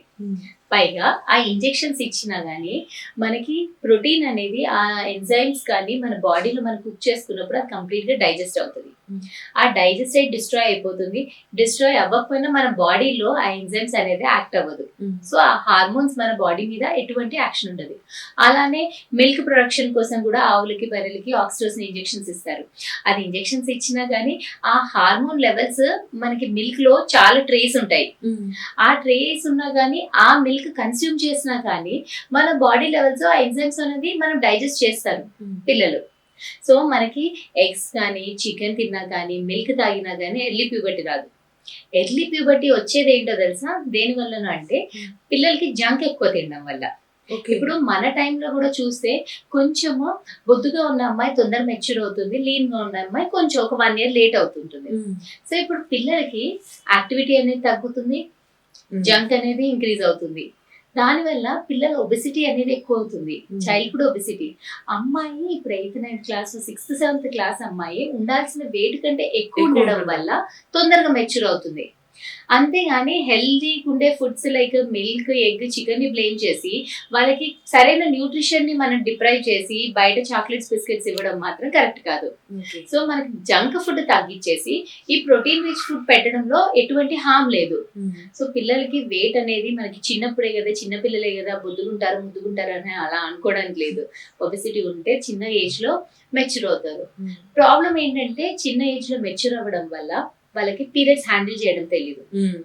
పీరియడ్స్ ఉన్నప్పుడు బాడీలో చాలా చేంజెస్ వస్తుంది. వాళ్ళకి అది ఎలా హ్యాండిల్ చేయాలో తెలియదు. పబ్లిక్ ప్లేసెస్ లో కానీ ఆ ప్యాడ్ చేంజింగ్ కానీ అంత చిన్న ఏజ్ లో వాళ్ళకి అది చాలా పెద్ద responsibility and that will cause them mental తెలియదు అసలు ఏమవుతుంది బాడీలో పెయిన్ వచ్చినా గానీ అది ఉన్నా గానీ పీరియడ్స్ ఒకసారి స్టార్ట్ అయితే అమ్మాయికి ఒక గర్ల్ ఒక ఉమెన్ అయిపోయినట్టే. సో బాడీ ఆ చేంజెస్ వల్ల చాలా ఎఫెక్ట్ అవుతుంది అమ్మాయికి కూడా. అండ్ చాలా ప్రాబ్లమ్స్ అనేది ఉమెన్ కి రావాల్సిన ప్రాబ్లమ్స్ అన్ని స్టార్ట్ అయిపోతుంది చిన్న ఏజ్ లోనే. Where they are very like they are kids at their mind. So అలాంటప్పుడు ఇంకో ఇష్యూ ఏమవుతుందంటే చిన్న ఏజ్ లో పీరియడ్స్ రావడం వల్ల హైట్ అనేది పెరగదు. వాళ్ళకి ఈస్ట్రోజన్ హార్మోన్ ప్రొడ్యూస్ అవుతే బోన్స్ మధ్యలో కంప్లీట్ గా అతుక్కుంది అనుకోండి, ఇంకా హైట్ పెరగదు. బోన్స్ పెరిగి ఒక పోర్షన్ ఉంటుంది. ఆ పోర్షన్ అనేది ఇంకా యాక్టివ్ గా ఉంటేనే హైట్ పెరుగుతారు. పీరియడ్ స్టార్ట్ అవుతే ఆ హార్మోన్స్ వల్ల ఆ ఫ్యూజన్ అయిపోయిందంటే హైట్ పెరగదు. సో చిన్న ఏజ్ లో మెచ్యూర్ అయిన వాళ్ళు షార్ట్ గా ఉండే ఛాన్సెస్ ఉంటుంది. సో పిల్లలకి అందరికీ కూడా వాళ్ళు ఏం తింటున్నారు, ఎంత ఫిజికల్ యాక్టివిటీ ఉంది అనేది మానిటర్ చేయడం చాలా ఇంపార్టెంట్. ఇప్పుడు స్క్రీన్స్ వల్ల కూడా ఫిజికల్ యాక్టివిటీ అసలు ఉండట్లేదు. అండ్ పిల్లలకి ట్యూషన్స్ అది వెళ్తారు అండ్ ఇంటికి రాగానే తినడము, ఫిజికల్ యాక్టివిటీ ఉండదు, స్క్రీన్ అయిపోతుంది. That's all. స్క్రీనింగ్ బాగా అలవాటు చేస్తున్నారు. అది నార్మలైజ్ చేసేసాం మనము. ఇప్పుడు ఎవరికైనా ఇట్లా కంట్రోల్ చేయడం కూడా కష్టం ఉంటుంది, యాక్సెసిబిలిటీ ఉంటుంది. పిల్లలకి మన టైంలో మనకి హార్డ్లీ టీవీ ఉంటుంది, అది కూడా మనకి 1 hour ఉంటే అంతకుమించి టీవీలో చూడడానికి కూడా ఏమి ఉంటుంది. పిల్లలు బయటికి వెళ్తే పిల్లల్ని తీసుకొని పిలుచుకొని రావాలి వాళ్ళు. ఇప్పుడు ఇంట్లో కూర్చుంటే వెళ్ళండి రా, ఆడుకోండి రా, పంపించాల్సి వస్తుంది. వెళ్ళట్లేదు వాళ్ళకి, ఎందుకంటే కంఫర్టబుల్ ఉంది. ఇంకా వాళ్ళకి ఆ రీల్స్ చూస్తుంటారు. ఒక్కొక్క రీల్ ని స్క్రోల్ చేస్తున్న కొద్దీ they are getting new excitement. ఆ డోపమిన్ సర్జ్ వస్తుంది. వాళ్ళకి బోరింగ్ అనిపిస్తుంది. చిన్న చిన్నవి డ్రాయింగ్ చేసుకోండి, పెయింటింగ్ చేసుకోండి అన్నా గానీ వాళ్ళకి అలా చేసుకోరు. వాళ్ళు బయటికి వెళ్ళరు. హార్డ్లీ 10-15 minutes ఆడుకుంటే బోరింగ్ అనుకుంటూ వస్తారు. సో మ్యామ్, ఇంకొక biggest thing in women life అంటే మెనోపాజ్. సో మెనోపాజ్ టైంలో విమెన్ అనేది ఎలా ఉంటుంది, వాళ్ళ బాడీలో వచ్చే చేంజెస్ ఏంటి, అంటే మెనోపాజ్ వచ్చిన తర్వాత ఎలాంటి జాగ్రత్తలు తీసుకోవాలి? మెనోపాజ్ అంటే that is a phase of life. అది ఆ ఫేజ్ లో ఏంటంటే విమెన్ కి ఎగ్స్ అనేవి అయిపోతుంటాయి, పీరియడ్స్ అనేవి ఆగిపోతుంటాయి, అండ్ బాడీలో ఈస్ట్రోజన్ అంటే ఫెమినైన్ హార్మోన్, ఆ ఈస్ట్రోజన్ లెవెల్స్ తగ్గిపోతుంటాయి. సో ఈస్ట్రోజన్ అనేది విమెన్ కి ఒక ప్రొటెక్టివ్ హార్మోన్. అది తగ్గిపోయేసరికి విమెన్ అనేది స్ట్రెంగ్త్ అనేది we will lose the strength. So estrogen తగ్గిపోవడం వల్ల మోస్ట్ ఇంపార్టెంట్లీ ఏమవుతుందంటే బోన్స్ వీక్ అవుతాయి, ఆస్టియోపోరోసిస్, ఈజీగా ఫ్రాక్చర్స్ అవుతుంటాయి, అండ్ మజిల్ లాస్ అవుతుంటుంది. ఉమెన్ కి మజిల్ లాస్ అవుతే ఫ్యాట్ గెయిన్ ఎక్కువ అవుతుంది, అంటే బాడీకి స్ట్రెంగ్త్ అనేది తగ్గిపోతుంటుంది, అండ్ ఫాస్ట్ గా వెయిట్ పెరుగుతారు. సో కామన్ గా అబ్జర్వ్ చేస్తే అప్పటి వరకు బాగుంటారు, నాకు పీరియడ్స్ ఆగిపోగానే నేను వెయిట్ పెరిగాను అని అంటారు. So that is because of this. వాళ్ళ మెటబాలిజం స్లో అవుతుంది, మజిల్ లాస్ అవుతుంది, అండ్ ఫ్రాక్చర్ టెండెన్సీ ఎక్కువ అవుతుంది. అండ్ ఇవన్నీ చేంజెస్ వల్ల వాళ్ళకు కూడా మూడ్ స్వింగ్స్ అనేది కూడా ఎక్కువ ఉంటుంది. హాట్ ఫ్లషెస్ అంటే నార్మల్ గానే ఉంటారు, అందరికీ కూడా ambient నార్మల్ టెంపరేచర్ ఉంటుంది, బట్ సడన్ గా వాళ్ళకి లోపల నుంచి ఇట్లా హీట్ వచ్చినట్టు ఉంటుంది. 5-10 minutes దే ఫీల్ లైక్ చాలా సఫోకేషన్ లాగా ఎవ్రీ హీట్ ఉంటుంది. ఆ 5-10 minutes అనేది తగ్గిపోతుంది. That is called hot flushes. ఈ హాట్ ఫ్లషెస్ ఇలాంటి ఇష్యూస్ ఉంటాయి. అండ్ ఒకసారి పీరియడ్స్ ఆగిపోయే ముందు స్టేజ్ అంటే పెరిమెనోపాజ్. ఆ స్టేజ్ లో కూడా చాలా మందికి ఇర్రెగ్యులర్ సైకిల్స్ ఉంటుంది. ఆ టైంలో ఎక్సెస్ బ్లీడింగ్ అవ్వడము, కంటిన్యూస్ ఎక్సెస్ బ్లీడింగ్ వల్ల హిమోగ్లోబిన్ తగ్గిపోవడం అలాంటివి కూడా మనం చూస్తుంటాం. సో మ్యామ్, ఇప్పుడు బేసిక్ గా కొంతమంది ఏంటి అని అంటే బిఫోర్ మ్యారేజ్ లైక్ కొన్ని యాక్సిడెంటల్ ప్రెగ్నెన్సీస్ ని తీసేస్తూ ఉంటారు. సో దాని వల్ల ఆఫ్టర్ మ్యారేజ్ కన్సీవ్ అవ్వాలి అనుకున్న టైంలో ఏమైనా ప్రాబ్లమ్స్ వచ్చే అవకాశం ఉందా?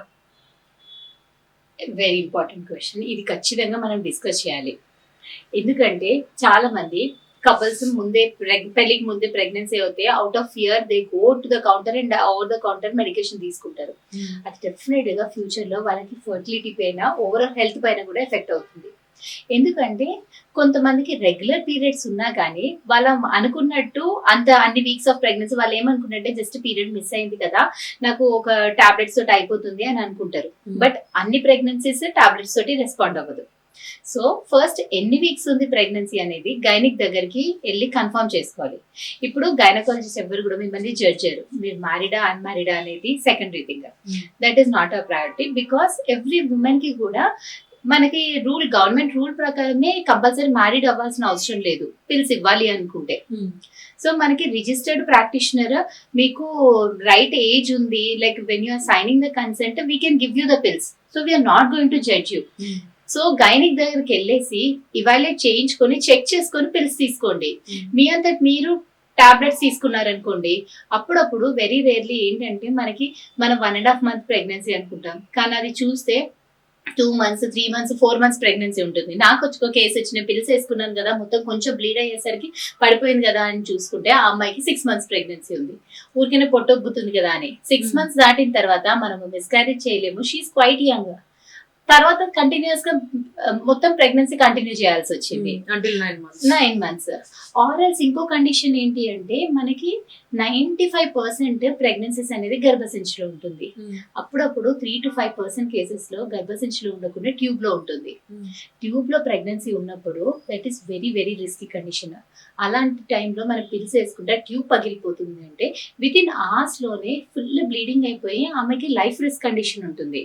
అలాంటప్పుడు విత్ ఇన్ 2 to 3 hours లోనే మనం సర్జరీ చేయకపోతే మొత్తం బ్లడ్ లాస్ అయిపోయి షీల్ బి లైక్ చాలా సివియర్ కండిషన్ ఉంటుంది, క్రిటికల్ కండిషన్ ఉంటుంది. సో ఇవన్నీ ప్రివెంట్ చేయడానికి ఫస్ట్ గైనకాలజిస్ట్ దగ్గరికి వెళ్ళాలి. మీరు ఎన్ని వీక్స్ ఉంది, ప్రెగ్నెన్సీ యూట్రస్ లో ఉంది అని కన్ఫర్మ్ చేసుకొని మీ గైనిక్ ఎలా సజెస్ట్ చేస్తే అలా యూజ్ చేయాల్సి ఉంటుంది. అండ్ ఆల్సో టాబ్లెట్స్ వేసుకున్న తర్వాత కూడా 60 to 70% or 80% వాళ్ళకి మొత్తం క్లియర్ అవుతుంది. అప్పుడప్పుడు టాబ్లెట్స్ వేసుకున్నా కానీ పీసెస్ ఉంటాయి. కొంతమంది అది కూడా చెక్ చేసుకోకుండా బ్లీడింగ్ అయింది కదా, పడిపోయింది కదా అని చూసుకుంటారు, కానీ కంటిన్యూస్ గా బ్లీడింగ్ అవ్వడం, దానివల్ల ఇన్ఫెక్షన్ అయిపోయి ఫ్యూచర్ లో గర్భసంచి పొర అనేది డ్యామేజ్ అవుతే ఫ్యూచర్ ప్రెగ్నెన్సీ కూడా ఎఫెక్ట్ అవుతుంది. సో మనం టాబ్లెట్స్ వేసుకున్న తర్వాత కూడా మొత్తం క్లియర్ అయిందా లేదా అని 100% చెక్ చేయించుకోవాల్సి ఉంటుంది. సో మ్యామ్ ఇప్పుడు మీరు అన్నారు కొన్ని సిచ్యువేషన్స్ లలో మనకి టాబ్లెట్ వేసుకున్నా కూడా మొత్తం క్లియర్ అయిపోదు అని చెప్పి. సో మిస్క్యారేజ్ అయినప్పుడు ఆఫ్టర్ మిస్క్యారేజ్ ఎలాంటి జాగ్రత్తలు తీసుకుంటే నెక్స్ట్ ప్రెగ్నెన్సీకి రిస్కీగా ఉండదు? సో మిస్క్యారేజ్ అయిపోయిన తర్వాత మనకి హిమోగ్లోబిన్ చెక్ చేసుకోవాలి. ఎందుకంటే any pregnancy with in 2-3 months miscarriage అయినా కానీ అమ్మాయికి ఓవరాల్ హెల్త్ ఎఫెక్ట్ అవుతుంది. సో ప్రెగ్నెన్సీ తర్వాత మనకి iron tablets and calcium multivitamins ఒక 1 to 2 months యూజ్ చేసి తన హిమోగ్లోబిన్ నార్మల్ అయ్యిందా లేదా చెక్ చేసుకోవాలి. అండ్ మోస్ట్ ఇంపార్టెంట్లీ ఇలా అన్వాంటెడ్ ప్రెగ్నెన్సీస్ తరచుగా అవ్వకుండా చూసుకోవాలి. ఒకసారి అయింది అంటే out of lack of knowledge కానీ అయింది. తరచుగా అయిందంటే మాత్రం every delivery or every miscarriage కి అమ్మాయికి హెల్త్ ఇంకా తగ్గిపోతూ ఉంటుంది. And there is a scope of infections. So repeated గా అవ్వకుండా ఉండాలి. అండ్ ఆల్సో మొత్తం క్లియర్ అయిన తర్వాత న్యూట్రిషన్ అనేది ఒక 3 to 6 months చెక్ చేసుకుంటే she should be back to normal. Okay.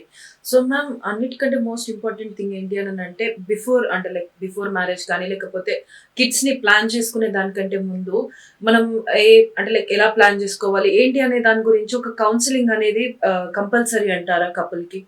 Yes, couple plan చేసుకోవాలనుకుంటే డెఫినెట్గా ఉంటుంది, కానీ ఇంకా పోస్ట్ పోన్ చేసుకోవాలనుకుంటే మాత్రం అప్పుడు ఖచ్చితంగా మీట్ అవ్వాల్సి ఉంటుంది. ప్లాన్ చేసుకోవాలంటే డైరెక్ట్ గా బేసిక్ ఇవాల్యుయేషన్ చేసుకొని హార్మోన్స్ అంత బాగున్నాయా లేవా చెక్ చేసుకొని they can try naturally.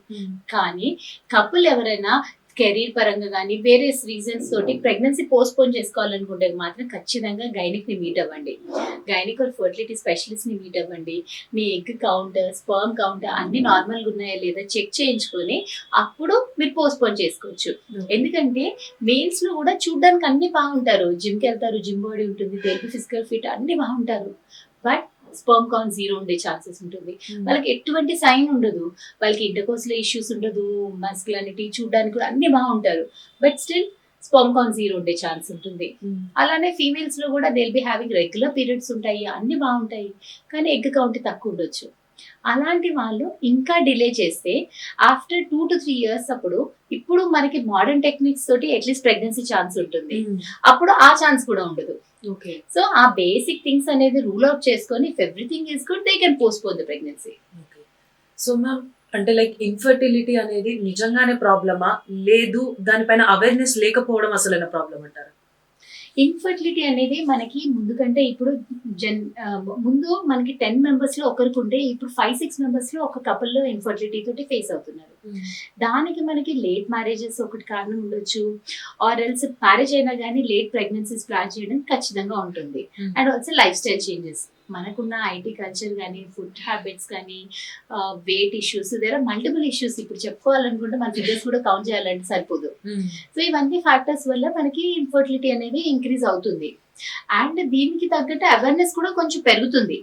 So వాళ్ళు ఏంటంటే కపుల్ ప్లాన్ చేసిన తర్వాత ముందు మనకి ఫర్టిలిటీ స్పెషలిస్ట్ కానీ ఫర్టిలిటీ క్లినిక్స్ కి accessibility ఉండకపోతుంది.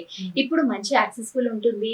The need to approach. ఇప్పుడు మనకి ఒక 3-6 months ఆర్ 1 year ట్రై చేసిన తర్వాత if it is not working out, definite గానే ఫర్టిలిటీ స్పెషలిస్ట్ మీట్ అవ్వాల్సి ఉంటుంది.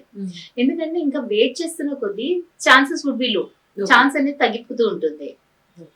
సో మ్యామ్ ఇప్పుడు అంటే లైక్ మన జనరేషన్ ఇంత అడ్వాన్స్ అయిపోతుంది, దానికి తగ్గట్టే మనం కూడా అడ్వాన్స్ అయినాము అని అనుకోవచ్చా? In what terms? ఇదే ఈ ఫర్టిలిటీ విషయానికి వస్తే డెఫినెట్లీ మనకి ఒకప్పుడు ఫర్టిలిటీలో సక్సెస్ రేట్స్ అనేది మనకి సైన్స్ అభివృద్ధి అవుతుంది అంటే మన బాడీ గురించి మనం తెలుసుకోవడం. ఒక 10 years బ్యాక్ మనకి బాడీ గురించి ఇంత తెలియకపోతుండే. ఫర్టిలిటీ అనేది న్యూ బ్రాంచ్, అది ఎవర్ ఇవాల్వింగ్ బ్రాంచ్. ఇప్పుడు మల్టిపుల్ స్టడీస్ చేస్తారు. నేను నా ఎక్స్పీరియన్స్ తోటి నేను ఒక 100 patients ని చూసి ఈ డ్రగ్ ఇలా పనిచేస్తుంది, ఈ పేషెంట్ ఈ ప్రోటోకాల్ వర్కౌట్ అవుతుంది అని నేను స్టడీ చేస్తాను. అలా చేయడం వల్ల మన బాడీ గురించి మనకి మోర్ తెలుస్తుంది.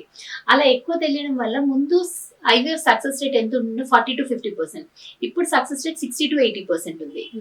And on top of that lab conditions కూడా ముందు కంటే ఇప్పుడు అడ్వాన్స్ ఐవీఎఫ్ ల్యాబ్ సెటప్ ఉండడం వల్ల కూడా మనకు ముందు day 3 వరకు అంటే ఎంబ్రియోస్ ని బయట ఓన్లీ 3 days వరకే పెట్టేవాళ్ళం. అంతకన్నా పెడితే మనకి అంత సూటబుల్ కండిషన్స్ లేదు, మనకి ఎంబ్రియోస్ పెరగకపోయేవి. ఇప్పుడు ఎంబ్రియోస్ అన్ని మనం 5 days వరకు తీసుకెళ్ళగలుగుతున్నాము. సో అట్లా తీసుకోవడం వల్ల మనకి ఐవీఎఫ్ సక్సెస్ ఛాన్స్ అనేది కూడా పెరుగుతుంది. డెఫినెట్ గా మనకి సైంటిఫిక్ అడ్వాన్స్మెంట్ తోటి ఐవీఎఫ్ లో కూడా సక్సెస్ రేట్ పెరుగుతుంది. అండ్ మనకి ఫర్టిలిటీ ఛాన్స్ అనేది కూడా మనకి ఇంక్రీజ్ అవుతుంది. So ma'am one last thing ఏంటి అని అంటే, ఇప్పుడున్న జనరేషన్ లో ఇన్ఫర్టిలిటీకి సంబంధించి కాదు, ప్రెగ్నెన్సీని ప్లాన్ చేసుకోవడం కానీ ఇవన్నిటి గురించి కూడా విమెన్ కి మీరేం సజెషన్ ఇవ్వాలనుకుంటున్నారు? విమెన్ కి ఏంటంటే ఫస్ట్ ఏంటంటే 30 years is the bench mark. 30 years లోపు ప్రెగ్నెన్సీ ప్లాన్ చేసుకునే వాళ్ళకి అసలు వరి అవ్వాల్సిన అవసరం. 30 years తర్వాత మీరు పోస్ట్పోన్ చేసుకోవాలనుకుంటే ఫస్ట్ మీ ఫర్టిలిటీ స్పెషలిస్ట్ ని ఆర్ గైనకాలజిస్ట్ ని మీట్ అవ్వండి. మీ ఎగ్ కండిషన్ ఎలా ఉంది, రిజర్వ్ ఎలా ఉంది, మీకు అవన్నీ చెక్ చేసుకోండి. ఇఫ్ యువర్ కౌంట్స్ ఆర్ లో, think about the option of social freezing. Count బాగుందంటే పర్లేదు. అండ్ అదర్ అసోసియేటెడ్ థింగ్స్ ఉన్నాయనుకోండి, ఇప్పుడు పీసీఓఎస్ కానీ వేరే ఇష్యూస్ ఉన్నాయంటే మాత్రం దాని మీద ఫోకస్ చేయాల్సి ఉంటుంది. లైఫ్ స్టైల్ చేంజెస్ అండ్ హెల్దీగా తినండి, ఎక్సర్సైజ్ చేయండి and ideal body weight maintain చేస్తే న్యాచురల్ ప్రెగ్నెన్సీ ఛాన్సెస్ కూడా ఇంక్రీజ్ అవుతుంది. సో మ్యామ్ ఇప్పుడు అంటే లైక్ ఈ ప్రోగ్రామ్ చూస్తున్న వాళ్ళు ఎవరైనా కానీ మిమ్మల్ని కన్సల్ట్ అవ్వాలి లేదా మీ క్లినిక్ కి విజిట్ అవ్వాలి అని అంటే అడ్రస్ కానీ కాంటాక్ట్ కానీ ఏదైనా చెప్తారా? ఐ వర్క్ ఇన్ నాది క్లినిక్ దిల్షునగర్లో ఉందండి. మీకు అడ్రస్ కింద డిస్ప్లే చేస్తారు. And I do IVF and everything at agro hospitals LB Nagar branch అండి. Thank you so much ma'am for your suggestions and for your advice. మీరు కూడా మీ బిజినెస్ ని లేదా మీ సర్వీసెస్ ని డెవలప్ చేసుకోవాలనుకుంటున్నారా? అయితే ఇలాంటి పాడ్కాస్ట్ కోసం కింద కనిపిస్తున్నటువంటి నెంబర్ ని సంప్రదించండి.